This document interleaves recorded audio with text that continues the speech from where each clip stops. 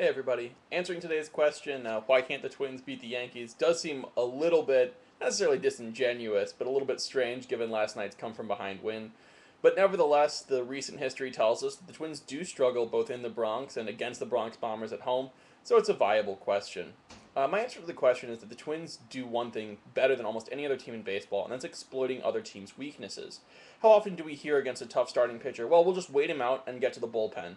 Or against teams like the White Sox that hit a lot of home runs. Well, we're aiming to keep him in the park, and that's things all teams do, but the Twins particularly seem to focus on it.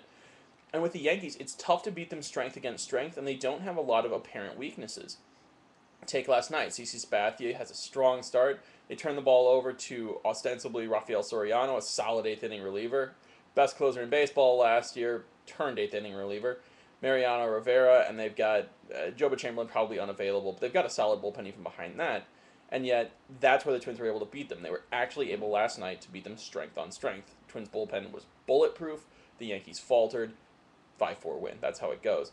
So that's why the Twins can't beat the Yankees, because the Yankees don't match up well against the Twins, and not necessarily in a catcher to catcher, first base to first base sense, but in a the Twins really like teams that do things really well and then have a gaping hole, and the Yankees are not that type of team.